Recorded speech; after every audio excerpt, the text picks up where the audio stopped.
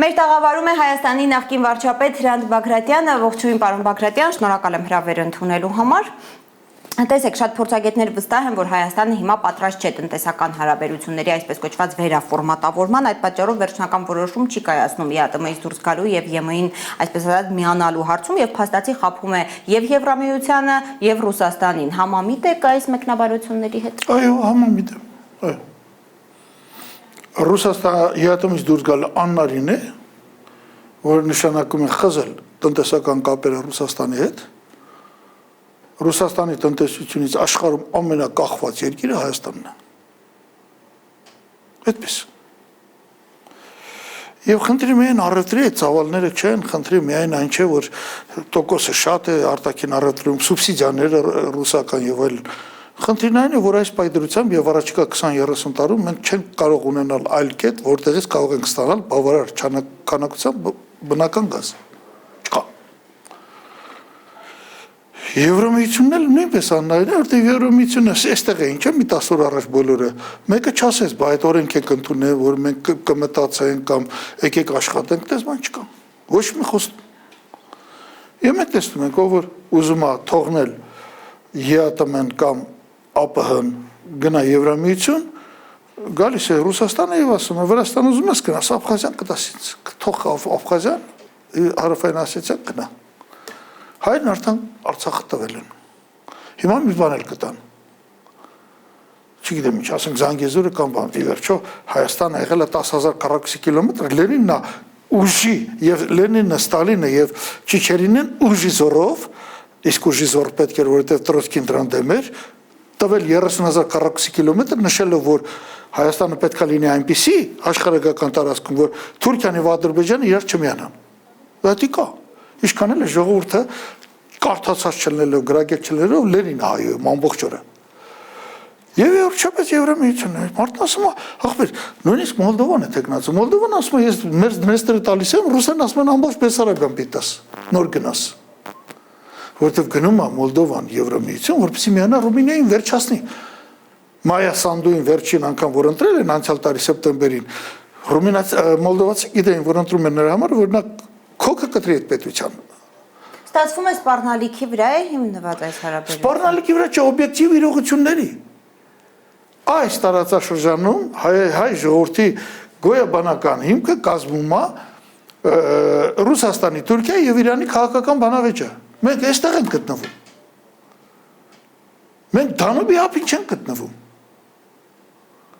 Չեք կարող սա փոխեք։ Ուզում էին փոխեին։ 1919 թվականին 3 մանդատ կար։ 1918 թվականի Մուդրոսի հաշտության պայմանագրից հետո եւ 1920 թվականի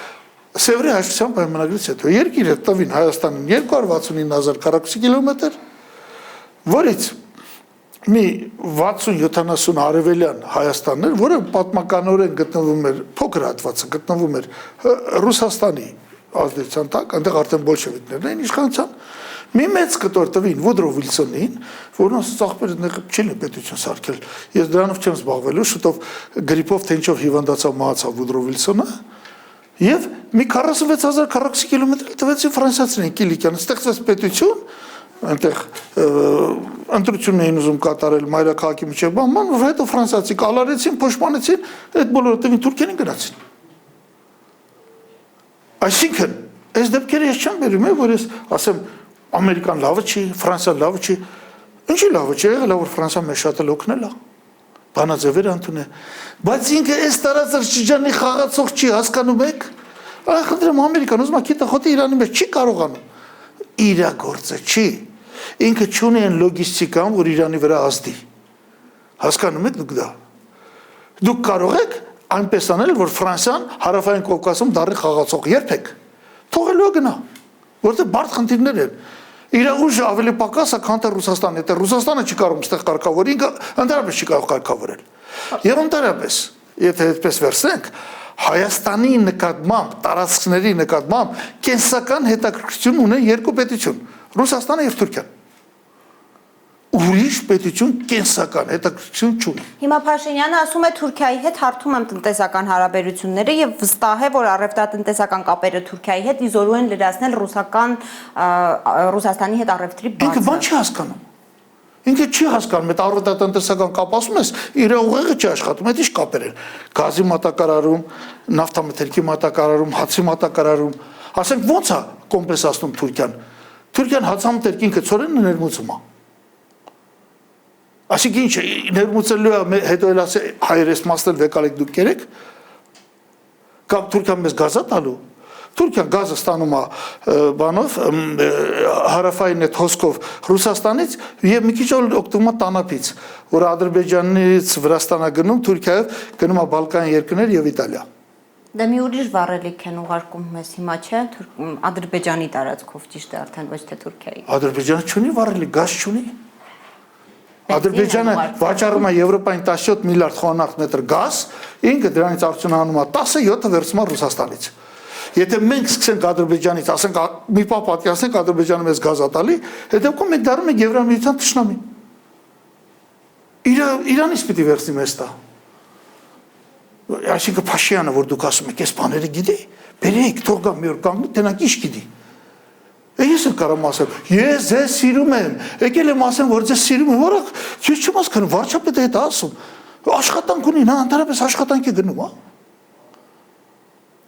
Այդպես ասելով չի, խափելով չի, ժողովրդին այս անգամ էլ խափեն, ոնց որ Ղարաբաղը խափեցին, խափեն ու գցեն տանեն, բանի, գցեն ուրիշի գրպանը, թե սրանք արեցին։ Հասկացեք, օբյեկտիվ իրողություններ կան։ Մենք գտնում ենք այս ինչ միջօրական է, այս ինչ լայնության վրա, վերևում մեզ Վրաստանն, հետո Ռուսաստանը, հարավում Իրանը, ցախից Թուրքիան, հիմա մի մոմենտ էլ կա։ Թուրքիան ասում ախպեր կլինի, ասում որ դուք դառնաք Ադրբեջանի բանկից մի հատ վասալ, ես մի հատ պետություն դառնամ։ Այ Եվրոմիությունը սա է ուզում։ Եվրոմիությունը գալիս ասում Թուրքիային ձեռնի տուր, ռուսներին դեմ գնա։ Ռուսներին դեմ գնա, որ Թուրքիան քեզ օգտագործի քո պաշտպանողականությունը, դիմադրողականությունը, կարողականությունը ոչնչացնի, ու մենք իմանանք, որ ստեղ ստեղծվեց Թուրան, ու այդ Թուրանին լարենք ռուսների դեմ էլ, Իրանի դեմ էլ, Չինաստանի դեմ էլ։ Էսա։ Կանչ դուրս գալիս է խոսակցում, գնում է ժողովրդի հետ խոսում է, որևէ քաղաքական գործ չէ Փաշինյանը խոսում է, արգումենտները, տենակ ինչ արգումենտ կա։ Ես ու տեսնում եմ ինչ են խոսում իրանք։ Կամ ինչ է խոսում Ալեն Սիմոնյանը։ Պրիմիտիվ մտքեր, պրիմիտիվիզմ, պրիմիտիվիզմը մի կողմ թարին, բա խափելը։ Չեն էլ հասկանում, իսկի հասկանում են, որ խափում են, չեն խափում։ Դե ասում է Բելարուսը օրինակ դարձել է Ռուսաստանի նահանգը, չենք ուզում Հայաստան։ Բելարուսի նման պետություն ելներ։ Ամերիկան խնդրում է Բելարուսին, որ կալիոմական պարարտանյութ տա։ Բելարուսի նախագահն ի տարբերություն Նիկոլի խաղաղության խորհրդի անդամ է։ Դուք եղել եք Բելարուսում։ Ես չէ։ Բա գնացեք տեսեք, այսինքն զգում եք, որ այնտեղ պետություն չկա, պարտադիր պիտի Ռուսաստանի դեմ գնար, ու այն պատերազմը, որ Ուկրաինայում կա, մի հատ է Ռուսաստանի հետ Բելարուսն աներ, խինակը համեմատվի Լուկաշենկոյի թափի հետ աշխարհում։ Տնտեսական առումով գազի գնից ու առևտրաշրջանառությունից բացի Հայաստանը ուրիշ ինչ վնասներ կարող է կրել ԵԱՏՄ-ից դուրս գալու դեպքում, եթե դիտարկում ենք այս սցենարը, հայ ասպարին։ Լավ։ Աշխատանք արվել է բավականին լուրջ մաթեմատիկական մոդելով, եթե ԵԱՏՄ-ից դուրս գալը մենակ այդ առևտուրը չի։ ԵԱՏՄ-ից դուրս գան գազը չի գալու։ Ռուսական նավթամթերք չի գալու։ Չի գալու, թե թանկ է գալու ավելի։ Դու թանկ անքենք այնքան որ կառնենք այսօր ինչ որ գնում ենք, այսօր մենք գնում ենք 1.5-ից 2 միլիարդ խորանարդ մետր ռուսական գազ, դրա 30-20%-ը չեն կարող գնել։ Հաց չի լինելու, հացը։ Հաց չի լինելու Երևանում, խանութներում։ Այս 3 կոմպոնենտներ չեն կարողանալու փոխհատուցել։ Ադրբեջանն անմիջապես գալու է, ասի Հայաստան, Ռուսաստանը քեզ $600 տալիս, ես 500 եմ տալիս, գնալու ենք համաձայնվենք ու գազը չստանանք, որովհետև սկի գազամուղը չկա այսօր Հայաստան-Ադրբեջան, այդ հատվածը պայթացված է։ Տնտեսական անկումը կկազմի մեր տնտեսության հնայի 1/3-ը, $10 միլիարդ։ Ինչու 10։ Ավելին քան թե գազն է։ Վերջին հաշվով գազի այդ ամբողջ արժեքը այսօր մեզ համար $2 միլիարդ պատմություն է, ոչ թե 10։ Ռուսաստանից տրանսֆեր չի գալու։ Ռուսաստանական բանկերը փակելու են։ Ռուսաստանը չի պիտի թողի Ռուսաստանում աշխատող հայը փող աշխատի ուղարկի Հայաստան։ Իսկ դա 5 միլիարդ է, 5 միլիարդ 900 միլիոն, 5 միլիարդի կարգի է մոտավորապես 4 միլիարդ 800 միլիոն դոլար։ Մենք անցյալ տարի թարմ տվյալներով 2025-ին Ռուսաստանն ենք արտահանել 2 միլիարդ դոլար ապրանք։ Դրանք ոչ մեկ չեն գնալու։ Որովհետև մեր ապրանքների մեջ 1-2-ը որակական, բայց 70-80% աղբ է։ Մենք օղին գույն ենք տալիս, ռեկտիֆիկատ է օղին։ Իսկ կոնյակը դիստիլյատ է, գույն ենք տալիս, այդ ռեկտիֆիկատը, ասենք 60-70% նույնիսկ ստանդարտն է թույլ տալիս մեզ այդպես վարվել է հիմար ստանդարտները, որ ընդունեցինք 2012 թվին։ Այդ օղին ուղարկում ենք Ռուսաստան, Ռուսաստանի մաքսային ծառայությունը այսօր այնքան է զարգացել, որ ամեն մի մաքսային ծառայողի մեջ փուճուրիկ խրոմատոգրաֆներ կան, անմիջապես պարզում է խաղողի սպիրտ կա մեջը, թե չէ։ Եվ այդ աղբը Ռուսաստանը չի ընդունելու։ Մենք չենք լուրջ պոմիդոր վաճառել Ռուսաստանում։ Ես այս տարվա սկզբներին եղել եմ, մոտեցա, ասում եմ, Պերիկրոստը խանութների ցանց կա։ Ոնց որ ասենք մեր մոտ ենթարենք Սիցինա կամ Սասա։ Ասում եմ, ինչ պոմիդոր եք վաճառում։ Ասում է 80%-ը ուզբեկական է, մի քիչ էլ ասում է հես ադրբեջանականն եմ։ Ասում եմ, դուք երբևիցե վաճառողին եմ ասում, մեծ բանջարեղենի բաժինա։ Հայկական պոմիդոր վաճառել չի ասում, գիտես, ասում է, вообще չենք բերում, չի ծախվում։ Ասում եմ, ինչի, ասում եմ, մեջը սպիտակ է սա։ Ես ձեզ ասում ինչի է սպիտակը։ Ազոտական պարտանյութ են տալիս եւ ֆիտոսանիտարական վերահսկողություն չկա արտադրության։ Բա մինչեւ հիմա ոնց ենք արտահանել։ Չենք երևի արտահանել, չեն ընդունում մարդիկ։ Ասում եմ, չի ծախվում, ես չեմ բերում։ Այդ խանութը կոնկրետ ասում եմ, ես չեմ բերում։ Ասում եմ, ո՞րն է շատ ծախվում։ Ասում եմ, ծախվում է ուզբեկականը, մի քիչ էլ թուրքականը, որտեղ ֆիտոսանիտարական կոնտրոլ վերահսկողություն կա։ Ինչի ֆիտոսանիտարական վերահսկողություն չկա։ Նիկոլ Փաշյանի կապրիզի պատճառով մենք գյուղատնտեսության նախարարություն չունենք։ Այսքան բան։ Գյուղացին շուշուտ տալիս է ինչքան բանը սիրտը կամենում է պարտանյութ, ազոտական պարտանյութ, այդ ազոտական պարտանյութի արդյունքում ձմերուկները, տոմատները, որ կտրում ենք, սպիտակ է, թույն է։ Հետո ասում ենք մերը լավն է, էս է, ինչ է, հիմա խանութները պարսկական ձմերուկ են վաճառում, շատ ավելի լավն է, քան թե մի 2 ամիս հետո երբ որ հայկականը կլինի։ Մենք վիճակի չենք այնտեղ, նույնիսկ Ռուսաստանը պարզապես պահանջի, դե առևտրի կանոններին համապատասխան որակապահովի չունենք։ Ես չեմ ասում ընդհանրապես ոչինչ չկա։ Նույնը կոնյակը 1-2 գործարան կա, որ կարողանում են անել։ Հասկանում են, որ սա կոնյակ է, օղի չի։ Բայց վերցում ես օղին ուղարկում ես Ռուսաստան, ասում ես կոնյակ է, դու ում ես հիմարի տեղ դնում։ Եվ ժողովուրդը չգիտի, որ ես բաներս ասում է ռուսուլման, ռուսամետ։ Արա դուք եք ռուսամետը, դուք եք ռուսուլմանը, ուզում եք քանդեք այս պետությունը։ Դե ասում են չափազանցնում եք, հիմա դուք ասում եք հաց չի լինի խանութներում, իրենք ասում են Մակրոնը պատրաստ է մեզ աջակցել, Եվրամիությունը փող է խոստացել Հայաստանին, գուցե դրանով Ռուսաստանը տարեկան տալիս է 7 միլիարդ, ինչքան է տալիս Եվրամիությունը, ասեց, առաջիկա 5 տարում 2 միլիարդ, 2.5 միլիարդ, այս 8 տարի է 2.5 միլիարդն է եվրո։ Ռուսաստանը տարեկան է տալիս։ Այս Ռուսի հացը չի ուտվում։ Ինչ աբզում ձեզանից։ Նույն Ռուսաստանն ասում է ԵԱՏՄ-ի մեղի Եվրոմիության հետ ոնց ուզում ես առևտուր արա։ Եվրոմիությունն ասում է չէ, մտար եթե Եվրոմիություն մտես կամ ասոցիացիան համաձայնագիրը ստորագրի 4% մաքսատուր գտնես, մյուսների հետ գործ չունես։ Հիմա չեք տնում, դուք երբևիցե մտածել եք ինչ է Թրամփը թքում Եվրոմիության երեսին։ Ոչ ռեսուրսների ոչինչ չունի, քայքայվելու է։ Ինչ է Եվրոմիությունը պայքարում, որ պատերազմը Ուկրաինայի շարունակվի։ Եթե պատերազմը Եվրոմիությունն ու Ուկրաինան հրատարեցին, ավարտվել է, Եվրոմիությունը քանդվում անիմաստ այդպիսի կոնգլոմերատի գոյությունը։ Հասկացեք, չեք հասկանում, եկեք հարցրեք։ Բայց ես չհասկացության պատճառով այդքան կործանվենք, ես չանեմ։ Դուք երևի փոքր երեխաներ ունեք, մենք էլ երեխեք բաներ ունենք, բոլորը կործանվեն, այն պատճառով որ հիմար են։ Հիմար եք հարցրեք։ Այդքան հիմար մի եղեք, որ ձեզանից ավելի հիմարին ընտրեք երկրի ղեկավար։ Պարոն Բագրատյան, որ պատմական երկընտրանքի առաջ է մեր երկիրը, մայիսի 9-ի Պուտինի ելույթից հասկացանք ըստ էության, Ռուսաստանի նախագահը առաջարկում է հնարավորության դեպքում իսկապես հանրաքվե անել ու պարզել հայ ժողովրդի իրական ցանկությունը, որովհետև Հայաստանի գործող իշխանության ցանկությունը արդեն ակնհայտ է համարում։ Հայլուրը հարցախույզ է արել Երևանի փողոցներում պարզելու Երևանի տրամադրությունները։ Երկու տղաներս այս պահին այնտեղի ես սրտի ցավով վախով եմ սպասվում։ Այս ընտրություններին թե հետո ինչ կլինի, ինչ կսպասվի երեխեքին։ Այս ինչ են անում։ Հայաստանի կեսը ախր Ռուսաստանում է։ Ծնկներին են տալիս հայ մայրերը այն օրից, երբ լսել եմ, որ Պուտինն ինքն է հայտարարել ԵԱՏՄ-ից Հայաստանին դուրս թողնելու հավանականության մասին։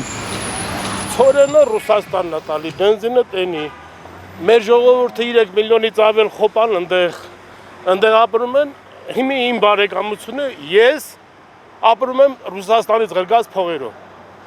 Ես ոնց ասեմ գնում եմ ԵՄ։ Սուտ խոսամ մեծ տարիքի։ Չի սազա, չէ՞։ Երևանի փողոցներում բաժանվում են կարծիքները։ Մեր հարցախույզին մասնակցած 18 քաղաքացիներից 2-ը կարծում են, ԵՄ, ԵԱՏՄ նույն բանն է։ Հայաստանը պետք է կարողանա ինքնուրույն առաջ մղել իր շահերը։ Ոչ ընդեղ մի բան, ոչ ընդեղ մի բան։ Արանքում ժողովուրդը տուժում է, չգիտեմ, ես շատ մտահոգ եմ մեր երկրի ապագայով, շատ, բայց ճարը չեմ տեսնում։ Էնը լավա, լավան չկա ստեղ, չերեմ լավան։ Հարցվածներից 7-ն է Եվրամիության կողքին տեսնում Հայաստանի ապագան, բայց նրանց մեծ մասը դժվարանում է հիմնավորել կամ գոնե բացատրել իր ընտրությունը։ Իհարկե ԵՄ։ Իսկ ինչու։ Չգիտեմ։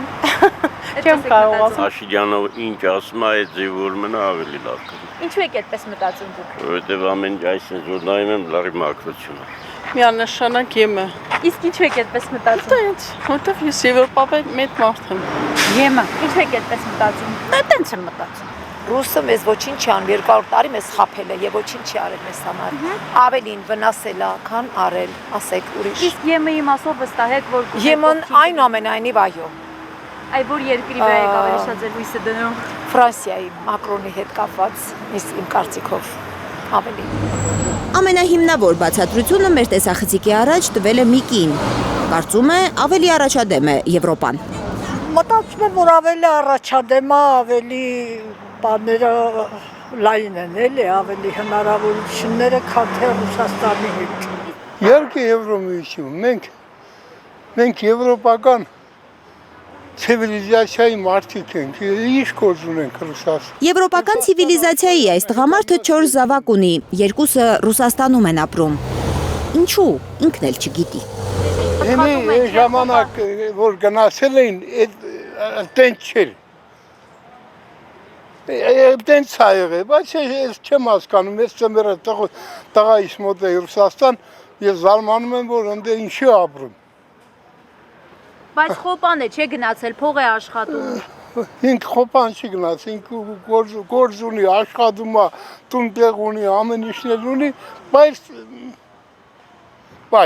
Ժողովրդի մի մասը մեն էմոցիաներով է առաջնորդվում,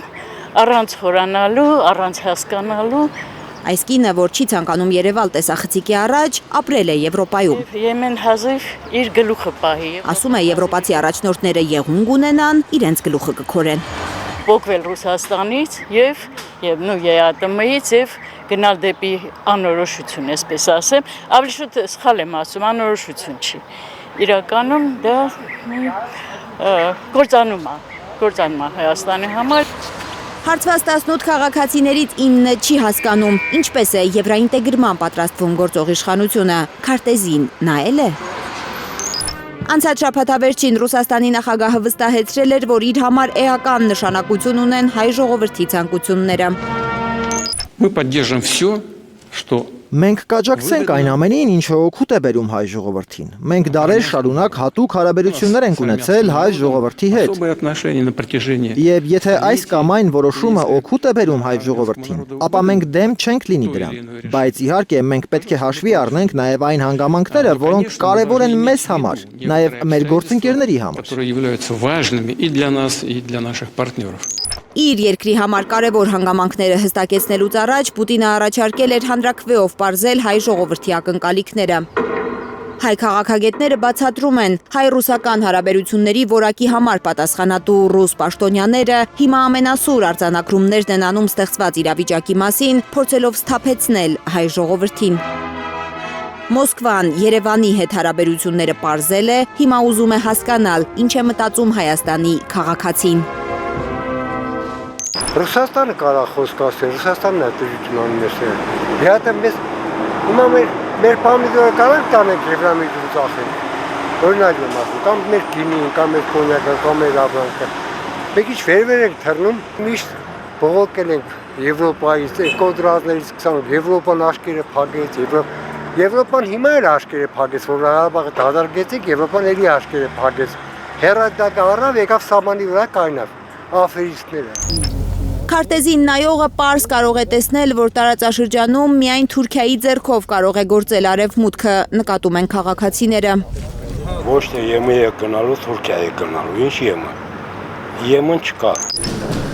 Թուրքիայի հետ առևտուր անելու իշխանության քայլերը մեր հարցմանը մասնակցածներից միայն մեկն է ողջունում։ Այն նույն նախադասությամբ, որով 100 տարի առաջ երիտ թուրքերին էին ողջունել հայերը ու ցեղասպանվել։ Այս թուրքեն առաջվա թուրքը չի փոխվել։ Թուրքը մնում է թուրք։ Թուրքը մնում է թուրք բոլես։ Ճիշտ է, հարևաններ հետ պետք չի սրել հարաբերությունը։ Երբ որ կողքիդ հարևանն է, դա պիտի համակերպվես, բայց դե միշտ պիտի բանը պահես ձեռքում։ Շատ էժան ապրանքը կգա Թուրքիայից, նրանք դա կարողանում են եւ մեր տնտեսությունը առանցել հիմա կոլապսի մեջ է, գյուղատնտեսությունը առանձնակի եւ ընդհանրապես։ Ինչքան հավատացել ենք, այնքան կորցրել ենք։ Իրենք իրենց են հարց տալիս մարդիկ։ 100 տարին մեկ պատմությունը պետք է կրկնվի, թե այս անգամ հայ ժողովուրդը կկարողանա միամիտ չլինել, բավարար խոհեմություն ունենալ պատմությունից դասեր քաղելու համար։ Այն պատմությունից, որ գործող իշխանությունը ուզում է մոռացնել ժամանակավոր իրականության շղարշի տակ։ Հրանտ Բագրատյանը դեռ մեր տաղավարում է, պարոն Բագրատյան, տեսակ, որ հարցվածների մեծ մասը ըստ էության դեմ է ԵԱՏՄ-ից դուրս գալուն, բայց Պուտինի առաջարկած հանրաքվեի գաղափարին, ինչպես գիտեք, Փաշինյանն է դեմ, բայց փորձագետների մի մասը, մի ստվար մաս վստահ է, որ հունիսի 7-ի ընտրությունը հենց այն ռեֆերենդումն է ըստ էության լինելու Պուտինի համար, որի մասին նա խոսում էր, եւ եթե վերընտրվի Նիկոլ Փաշինյանը, ուղիղ ազդակ է դառնալու Ռուսաստանի համար, որ պետք է ԵԱՏՄ-ից առնվազն հանել Հայաստանին, համաձայն եք։ Ոչ։ Նախ հունիսի 7-ին մենք ընտրում ենք ընտրություններ։ Այսօր Փաշինյանը քարոզարշավ է իրականացնում եւ երկու բառ ասում։ Մեկ ասում է ես եկել եմ ասեմ, որ ձեզ սիրում եմ, այդ իր այդ բանը, դուս Կաշպիրովսկու այդ բանով փորձում է մարդկանց, դե միամիտ հաճախ ոչինչ չհասկացող մարդիկ են։ Նույնիսկ կա մարդ, որ գիտության դոկտոր է, բայց չի կարողանում անալիզ անել, հետո սկսում է նոր մտածել։ Ղարաբաղում չէին կարող անալիզ անեին։ Ղարաբաղում չէին հասկանում 2020 թվականից հետո, որ իրանց թշնամին Ալիևը չի, Պուտինը չի, այլ Նիկոլն է։ Ես Ղարաբաղի ղեկավարությանն ասել եմ նես ձեզի կլարիլ է լավ է, չափազանցնում ես, լարեց։ 3000 տարի ոչ ոք նրանց չէր կարողացել այնտեղից անել։ Հիմա ես 3 միլիոնն է լարելու։ Ուրեմն այդ հանրաքվեն Նիկոլ Փաշինյանը ասում այսօր ԵԱՏՄ-ում ենք, ով ասեց ԵԱՏՄ-ից դուրս պիտի գանք։ Այնպես որ հունիսի 7-ին մենք պարլամենտ ենք ընտրում, ոչ մի հանրաքվել չէ, ինքը խափում է հերթական անգամ ժողովրդին։ Իհարկե, ընտրվելուց հետո փորձելու է դուրս գալ։ Իսկ ինչա դուրս գալիս ԵԱՏՄ-ից, եթե ԵԱՏՄ-ը լավ է, ասենք ընտրվել է։ ԵԱՏՄ-ից ինչա դուրս գալ, ինչա Եվրոպա գնում, մտածել եք։ Որովհետև ինքը չի կարող Պուտինի հետ աշխատել։ Որովհետև ռուսական ծառայությունները լավ գիտեն ինքը ինչ արել։ Լավ գիտեն ինչ գալատակեր է Ալիևի հետ։ Այն օրը լավ էր ասում, երկրորդ նախագահն ասում, տուզիկը դառնալով նրա։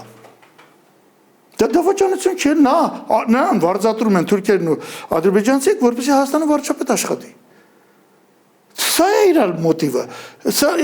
ոչ թե ասում է Եվրոպա գնանք զարգանանք, Եվրոպա գնանք քանդվենք։ Մոլդովան քանդվում է, Ուկրաինա քանդվում է, Վրաստանը հիմա սկսեց նորից ձեռը հավաքել տնտեսությունը, երբ որ տեսավ ինչ Եվրոպա է, ինչի համար է ինքը այդ բոլորն անում։ Ինչի պիտի գնա Եվրոպա։ Սկսեցին Վրաստանի մարդու տեղ դնել բոլորը, այդ թվում Եվրոպան։ Եվրոպայում կան մարդիկ, որ հիմա Փաշինյանին ասում են, «Արա, մենք ինքը կրակը գալիս ես ինչ անես»։ Ինքն ասում է, «Ես ձեր համար չեմ գալիս»։ Արա պրծնեմ ես Պուտինից, բանից այս ժողովրդին մի ձև ես թուրքերի հետ, բանանեմ տամ ամեն ինչ տամ թուրքերին, իշխանությունը վերցնեմ, որ դրանից հետո արդեն որևէ ընտրություն Հայաստանի Հանրապետությունում չկայանա։ Էլ ինչ ընտրություն։ Միա թուրքական վասալ տարածք է դառնում եւ թուրքերն արդեն գալու են ասել են մեր վասալ տարածքն է Հրանտ Բագրատյան բամասիստը շքթողնա։ Պարոն Բագրատյան, ես հարցադրումը հավանաբար շատ հստակ չարեցի, նկատի ունեի Պուտինն է ընկալելու հունիսի 7-ի ընտրությունը, որպես Չի ընկալելու, Պուտինը շատ խելացի մարդ է, ինքը հասկացել է, ինքն ասում է ռեֆերենդում արա։ Ինքը չի ասում, ինքը որտեղից էլ կասեր դե հունիսի 7-ին միաժամանակ ռեֆերենդում արա։ Այո, իր համար կասի որոշակի ընտրություն է, բայց Պուտինին այսօր ասում են, չէ, որ ժողովուրդը չի ընկալում հունիսի 7-ը, հայ ժողովուրդը չի ընկալում որպես ռեֆերենդում ԵԱՏՄ-ից դուրս գալու։ Նա ընկալում է, ընտրում է Նիկոլ Փաշյանին, թե ասենք Սամվել Կարապետյանին, թե Ռոբերտ Քոչարյանին, թե չգիտեմ այնտեղ Գագիկ Ծառուկյանին եւ այլն։ Եվ Պուտինը երևի կարող է հարցնում է, ասի, բայց դա ո՞նց անկալում ժողովուրդը։ Այդտեղ այդ զեկուցողը երևի իրան կասի, բայց դրանք բոլորը հանդես են գալի ԵԱՏՄ-ի մնալու։ Բայց Պուտինն արդեն հասկանում է, որ այս տղան խաղ է խաղում։ Այնպես որ եկեք պայմանավորվենք, որ չշփոթենք բանը ռեֆերենդումը եւ ընտրությունները։ Տեսեք, ապրիլ 1-յան հանդիպումից հետո Պուտին-Փաշինյան շատ ռուսական լրատվամիջոցներ անվանեցին դա վերջին հանդիպումը Պուտինի եւ Փաշինյանի, որովհետեւ Պուտինի շեշտադրումները բավականին սուր էին, Փաշինյանն էլ բավականին սուր հակադարձում էր եւ ստացվեց այսպես լեզվակռիվ ավելի շատ քան զրույց։ Բայց հաջորդ հանդիպումը արդեն պայմանավորված է, ես գուցե սխալվեմ ամսաթիվը, կարծեմ հունիսի վերջ կամ հուլիսի մեջ արդեն պայմանավորվել են նորից հանդիպել։ Նշանակում է Փաշինյանը պատրաստ է շարունակել աշխատել, Պուտինը պատրաստ է շարունակել աշխատել Փաշինյանի հետ։ Լարա, նման հարցերը մենք չենք կարող այսպես մեկնաբանել։ Պուտինը միշտ տեղ կթողի Հայաստանին աշխատել, բայց կսկսվի արդեն պրեսինգը, հունիսի 8-ից սկսած։ Ամեն օր մենք պիտի վատ ապրենք, որ հասկանանք, այս ինչ արեցինք հունիսի 7-ին։ Ճիշտ ասած, ես ենթադրություններ ունեմ իշկանան ռուսները, բայց որ ռուսները չճանաչեն այդ ընտրությունների արդյունքները։ Մի բան էլ կա, ես չեմ կարող ասեմ, որտեղ հիմա ես մոտ ասեմ, ինձ անվտանգությունը կանչում, ասում եմ Պուտինի խելք ես սովորացնում։ Չեմ ասում։ Բայց էլ նոր է դառել։ Ասում ես, ասենց հետևանք կա։ Անմիջապես հաղորդումից հետո ես դա ձեզ կասեմ։ Ես մեծ կասկած ունեմ, որ դա էլ կարվի։ Դրանից հետո արդեն, երբ որ մեր պետությունը ասենց վերցում է, գցում ենք հորը, ընդեղից հանելը շատ դժվար է լինում։ Ամեն դեպքում Պուտինը մեկ խոսում է մեղմ ապահարզանի մասին, մեկ էլ ասես իմիջայլոց բերում է Ուկրաինայի օրինակը եւ ասում է, որ Ուկրաինայում եւս ամեն ինչ սկսվեց այսպես կոչված եվրոինտեգրման փորձերից։ Սա սպառնալիք է։ Նախ ասեմ ձեզ, որ ասոցիացիան համաձայնագիրը Ուկրաինան ստորագրել է, Հայաստանը չի ստորագրել 2014 թվականին կարծեմ։ Ոչ, Ռուսաստան աշխատում 2010 Ուկրաինան իդեպ Հայաստանից մի տարի շուտ 2013-ին ստորագրեց ասոցիացիան համաձայնագիրը, Յանուկովիչը դեռ պրեզիդենտ էր։ Բայց Ուկրաինայի պարագայում Ռուսաստանին կատաղացրեց ոչ միայն Եվրոմիություն գնալը, այլ ՆԱՏՕ-ի հարցը։ Որովհետև հիմա կամ ՆԱՏՕ կլինի, կամ Եվրոպան կփորձի ինչ-որ մի կառույց ստեղծել եւ այլն։ Մենք հիմա հասկանում ենք, որ սովորական տնտեսական ինտեգրացիա չի լինում։ Լսեք, եթե Հայաստանը պիտի գնա Եվրամիություն, ինչի պիտի Ռուսաստանը սուբսիդավորի ամեն տարի Հայաստանին։ Տարեկան 5 միլիարդի տրանսֆեր տա գալի Ռուսաստանը հիմա, որ բոլորը տեսնում է, չէ։ Իրանից է գալիս, չէ։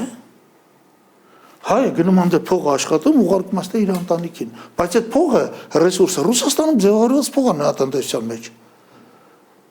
Դե բայց ինքն էլ տնտեսական օգուտ ունենում, չէ, ինքն էլ է, չէ, տնտեսական օգուտ ունենում դրանից։ Դե նույն աշխատուժի Շատ լավ աշխատող, դու եկար ինձ մոտ աշխատեցիր։ Ես կասում եմ Լարա ջան, ես անցյալ ամիս $2000 փող ստացա, 2000-ն ուղարկել ես Երևան կամ 1500-ը։ Բայց ես մեր փողն է, մեր շրջանառությունից հանել ես ուղարկել ես ուրիշ երկիր, որը ինձ բարեկամ չի։ Դուք չեք անիք դες բան։ Մյուս կողմից Պուտինը անընդհատ ասում է, որ Փորձի Հնդկաստանը մի քանի հակահայկական բացահայտ անշնորհ քայլեր անի միջազգային ասպարեզում։ Հանելու եք հնդիկներին ասեք թող գնացեք ստից։ Եկել եք ստե փողեք աշխատում մի բան էլ ինչ որ աշխատում են 50-60% ուղարկում են տուն։ Հա, ամեցեք։ Մյուս կողմից Պուտինը անընդհատ ասում է, որ հայ ժողովրդի շահերը իր համար էական են, ինքը տարանջատում է հայ ժողովրդին Հայաստանի իշխանությունից։ Անպայման ես դրան հավատում եմ։ Հայ ժողովուրդն է կանում ասում Լենինը մեր թշնամին, ասում ես ինչ, ասում Աթաթուրքին զենքատվի, ասում ես երբ, ասում ես չգիտեմ։ Սեն ժողովուրդ հետաքրքիր է, պարադոքս է։ Շատ խելոքների հետ միասին զանգվածային տգետներ կան այստեղ։ Եվ իրանք չեն մեղավոր։ Մենք մի հատ պատմաբան չգտնվեց այդ բոլոր փաստաթղթերը Լենինի նամակներ հավաքեր, հրապարակեր։ Կիսատ Ալեքսանդր Մյասնիկյանն արել դա։ Այո, ռուսները ի վերջո ռուսները տեսան, որ Հայաստան չկա, 10-12000 քառակուսի կիլոմետր, Լենինը կարկատեց, ասաց 30000 պետք է լինի, թուրքերին էդ էլ բան արեք։ Այդ մոմենտին մենք էլի ռուսների դեմ գնացինք։ Ինչի մասին կատաղած գրում է Լևոն Շանթը։ Այլապես կարող է ոչ թե 30-40-50000 քառակուսի կիլոմետր ունենանք, մասնավորապես մեր կազմում ունենալով Ղարսը, Օլթին, Սուրմալուն, ինչպես նաև Ղարաբաղը։ Նախճեվանը փորձեցին Հայաստանին տալ, տեսան, որ Նախճեվանում ընդամենը 11%-ն է հայ։ 1919-20 թվին։ Բոլորը, այսի մենք չենք սիրում ասել։ Հեսա մեկը կասի, վա, այդ ինչ ասում Բագրատյանը, հեսա ես գտել եմ, հեսա աղբոր պես նստեք տեղներդ։ Եվ որովհետև Ռուսաստանն ուզում է, որ այստեղ Հայաստան լինի։ Եվ ուզում է, որ այդ Հայաստանը չենթարկվի Ադրբեջանին կամ Թուրքիային։ Այլապես ստեղծվում է մի հատ հզոր ալյանս Ռուսաստանի դեմ երկրաքաղաքական իմաստով։ Ասում եմ միակ երկիրն է, որը հետաքրքրված է մեր գոյությամբ։ Ֆրանսիայի համար, ես չեմ ասում, Ֆրանսիան ուզում է, որ մենք մեռնենք, չնայած երբ որ Կիլիկյան վերացավ, մատին չխփեց 100 տարի առաջ։ Բայց Ֆրանսիան հեռու է։ Մենք Ֆրանսիայի համար կենսական նշանակություն ունենալ չենք կարող։ Հիմա ես եղել եմ լիբերալ մարդ, գրքեր եմ գրում, չգիտեմ, հայերեն, ռուսերեն, ուկրաիներեն, անգլերեն գրում, ոչ թե թարգմանում եմ, գրում եմ։ Բայց դա նշանակություն չունի։ 2 կոպեկի խելք չունեք։ 2 կոպեկի խելք չկա, այսքան անալիզ անելու։ Չեք հասկանում, որ մի հատ ավանտյուրիստներ են եկել, ինչ են ասում։ Հա, հիմա տենում են, որ դա չի անցնում, ձեր նման հարց ու փորձ են արել, տեսնում են, որ ժողովուրդը ասում է, չարա, ԵԱՏՄ մնանք, այս բաներ միանը, հիմա Նիկոլ Փաշյանն ասում է ԵԱՏՄ։ Չէ, դուրս չեմ գալու։ Բայց մեր ճանապարհը դեպի Եվրոպա անշեղ է։ Էս ինչ ես ասում։ Ասենք դուք Պուտինն եք, լարա, այս չեք ասես, այս ինչ հիմարություններ է, այս մարդը դուրս տալիս։ Դե ես Պուտինը չեմ, եւ մի այսպիսի հարց ունեմ ձեզ։ Տեսեք, եթե մենք ասում ենք, որ Նիկոլ Փաշինյանը անշեղորեն հետևում է Եվրամիությանը եւ այլն, հա, Մակրոնը ահա եկել էր եւ նա ուղիղ արդեն խոսում էր նաեւ Հայաստանում եղած ռուսական ռազմաբազայի մասին եւ շեշտադրումներ էր անում, որ Եվրոպան կարող է փոխարինել մեզ Ռուսաստանին նաեւ անվտանգային առումով, ինչու ոչ։ Կարմա թողնա Ուկրաինային պաշտպանի։ Լավ է փոխարինում։ Կարմա։ Անդադ պարտվում է։ Եվրոպան անվտանգություն ունի, Տրամպը որոշել է Գերմանիայից 5000 զինվոր հանել, սա Եվրոպան խառնվել է իրար։ Հəl տեսեք այսօր էլ ամբողջ օրն հետ են քննարկում։ Եվրոպան անվտանգություն ուներ, թող գնար միանա Տրամպին Օրմուզի նեղուցը ազատագրեին։ Կոնկրետ նայեք էլի։ Խնդրին։ Տրամպը չի ասում, որ դուք ոչ մի բան եք։ Ասում է, չէ։ Որ եթե այդ ՆԱՏՕ-ի 95% ԵՍՄ-ից պետք եք դուք։ Ի վերջո ինչ կանխատեսում ունեք, հա, այս լարվածությունը հայ-ռուսական ուր կարող է հասնել։ Կարող է դառնալ մի երկու, որտեղ պետք է տալ իրոք ռազմաբազան հեռացնելու։ Հունիսի 7 ռազմաբազան ոչ մի դեպքում չի գնալու այստեղից, այդ արդեն պարզա, իդեպ Նիկոլենք էլ չեն ասում, որ հանենք ռազմաբազան, վախում են, թող ելնի ասի։ Լավ, Եվրոպայից գնում երկած ասա։ Հա,